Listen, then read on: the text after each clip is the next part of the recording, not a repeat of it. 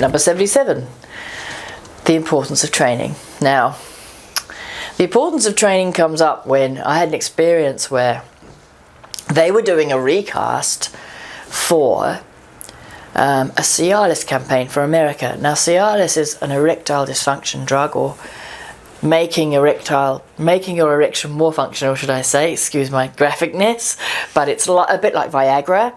And I knew that they were going to do the second lot of castings in my studio in Ponsonby, and I knew the person casting it, so I rang him up and I said, "Oh, I hear you're recasting Cialis," because I knew a few of the people that had been up for it were about my age. I said, "Look, I'm 40, you know, and I would love to do it because it was over 40 or over.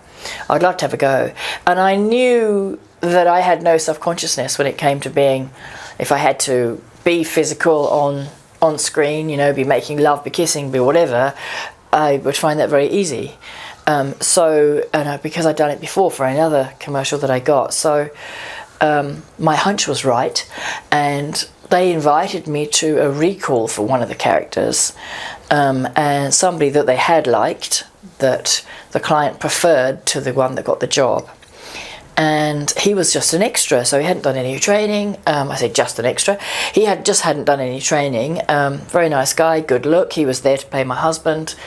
I got to the audition. I was asked to get to the audition early and go over the script with him because he hasn't had much acting experience, but they love his look.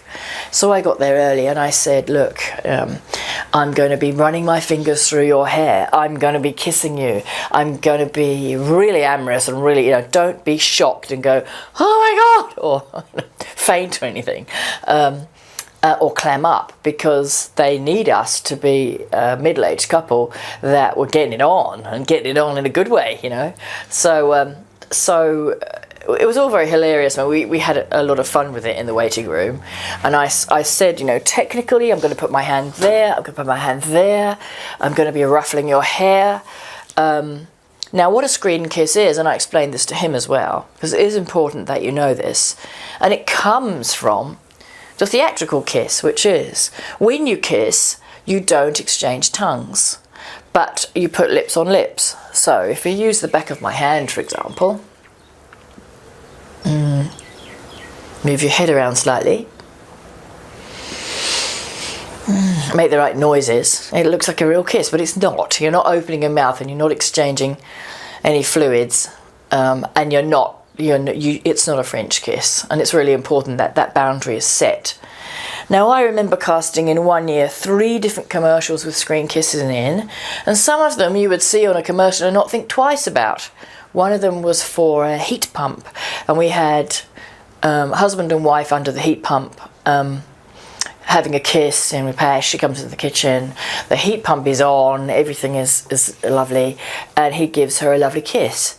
And it was so simple, such a simple thing, but so many people came into the audition and said, I can't do the kiss because I've got a boyfriend or girlfriend, or, you know what I mean. Basically, you're here as an actor and it's in the script, and so you have to understand how to do a screen kiss, that it's not a real kiss, and you have to understand how to make it look good. And if you're going to get all self-conscious about being touched or someone touching you, you're not going to get the part.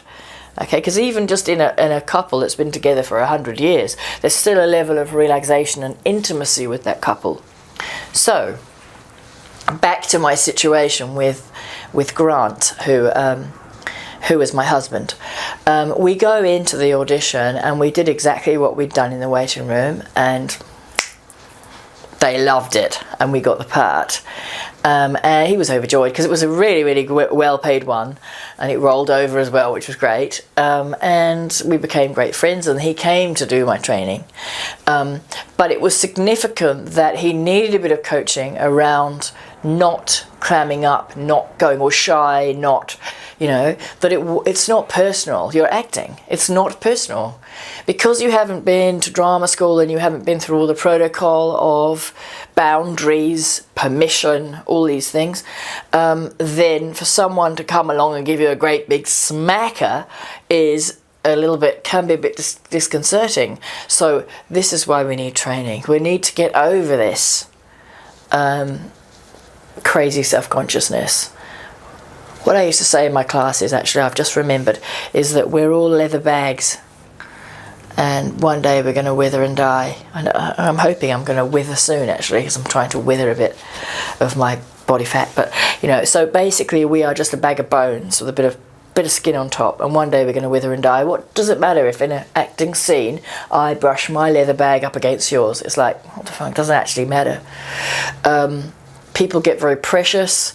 I do agree around not overexposing yourself in sex scenes and nude scenes. I really do. That's another tip. But just for everyday being in a couple, you need to learn how to be comfortable with that or not go to the audition. Thank you.